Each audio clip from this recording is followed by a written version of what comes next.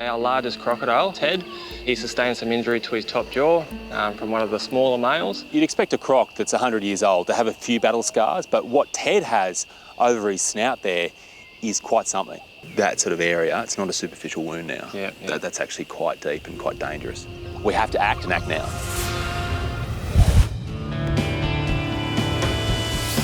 Chris is back in Cairns for a second week.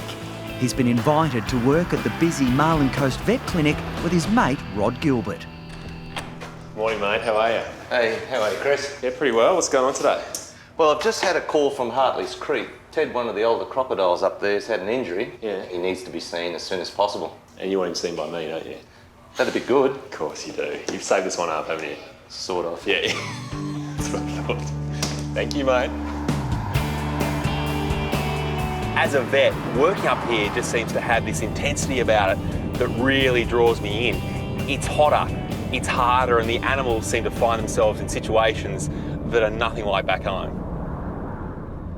Halfway to his first patient, Chris spies an unexpected swimmer off the beach. Sure, I saw a croc.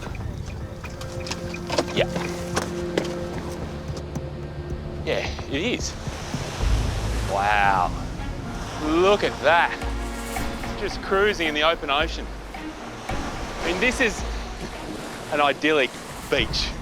You don't expect to see a croc here, but out, what, 1, 2, 3 waves out, lurking there is, I'd say, a 4 to 5 metre croc. I'd say he'd be a male because this time of year they're looking to breed, so the fact he's out in the open ocean is strange, but he's probably switching rivers. All right. I think we can safely say he's healthy. Time to go and see a sick one.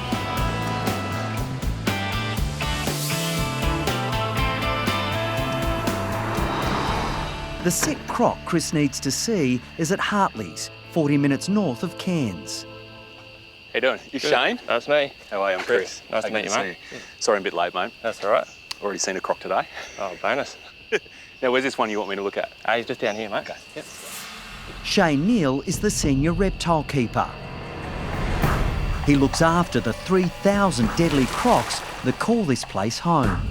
So just a few of the 3,000? There's just a couple in there.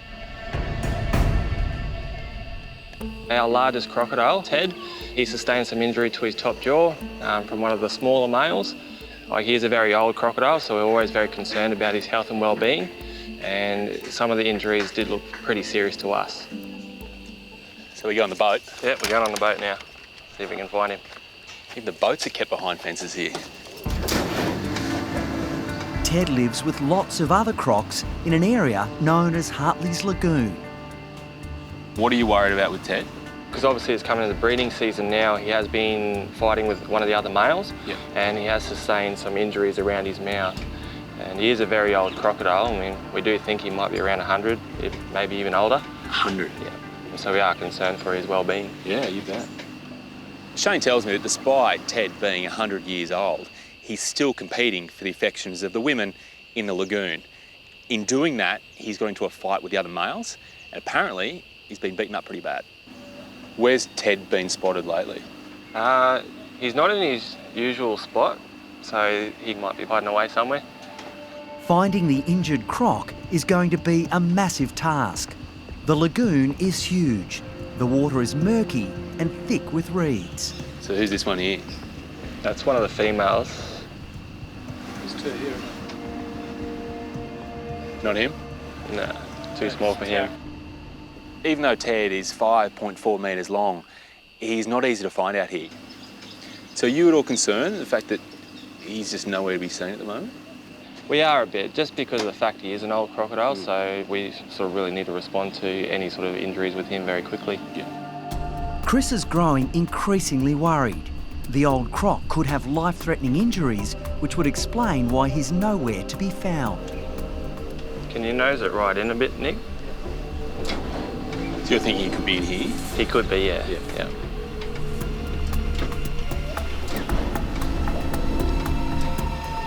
Can't see him. An hour into the search, and the situation is becoming desperate. So, if we can't find him, then I can't treat him. But Shane's got a plan B.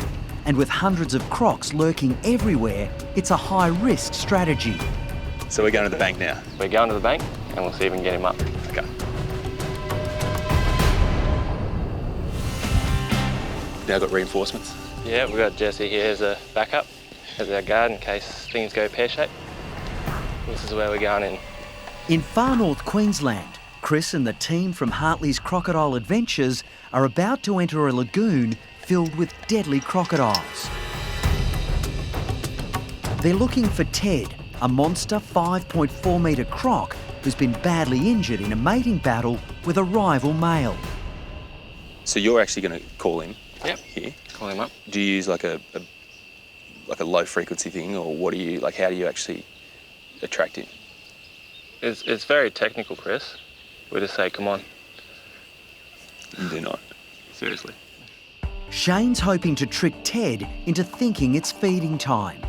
Hopefully a call will lure him out of hiding. Come on!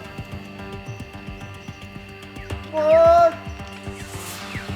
Just tap the bucket lightly.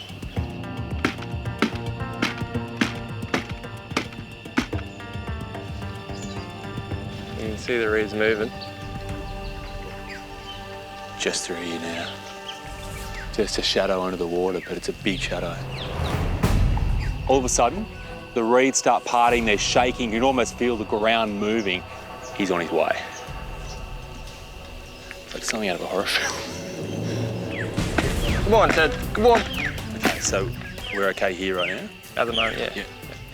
Know when to run. Yeah, if you see us running, don't ask questions, just follow.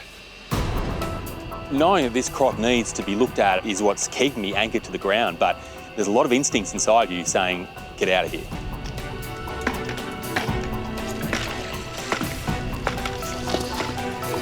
Jeez. As soon as Ted gets to shore, Chris can immediately see the old warrior is in serious trouble. Ted can barely move. Just looking here, there's quite a few puncture wounds just next to those nostrils there, but also underneath. Yeah, there's actually some puncture wounds underneath. So I'd say the jaws of that croc have actually gone in like that and really give him a good rip, top and bottom. You'd expect a croc that's 100 years old to have a few battle scars, but what Ted has over his snout there is quite something. Just when he breathes, do you hear that? Yeah. Doesn't sound right, does it? Just when he's exhaling, he's got a little, almost like a tyre's leaking. You can hear air squirting out. The wounds look bad. Just want to squirt this and clean that mud out of the top wounds there. Yeah.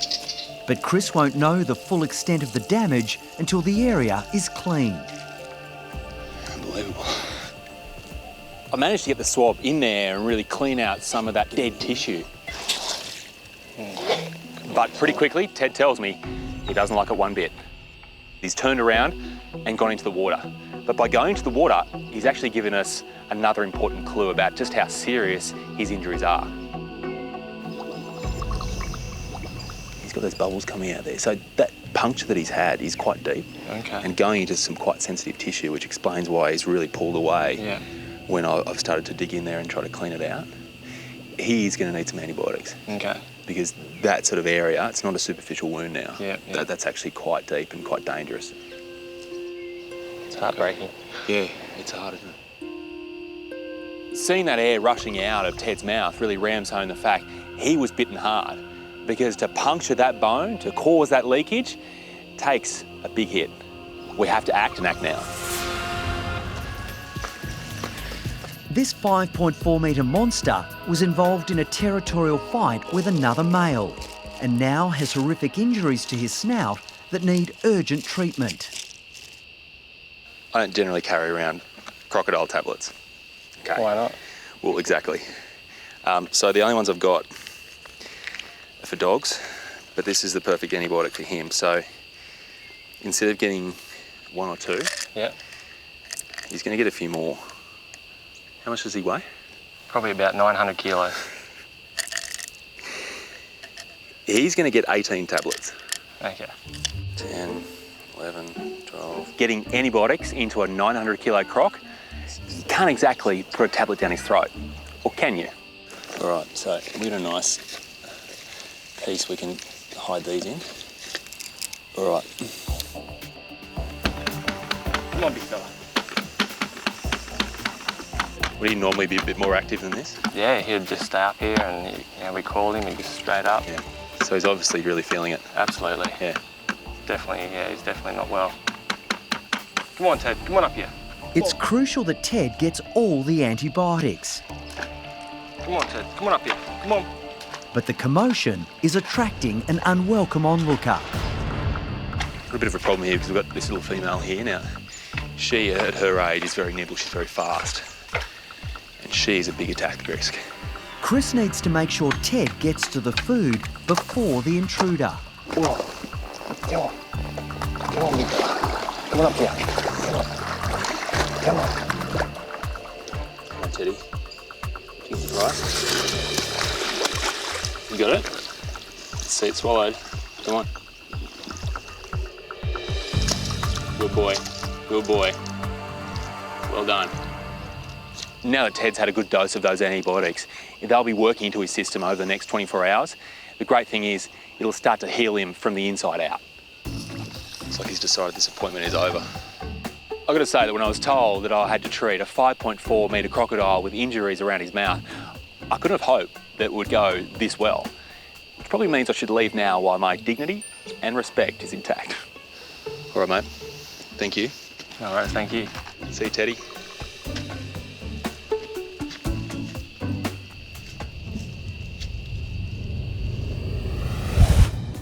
If you guys loved that video, great. Make sure you subscribe to our YouTube channel below. That way.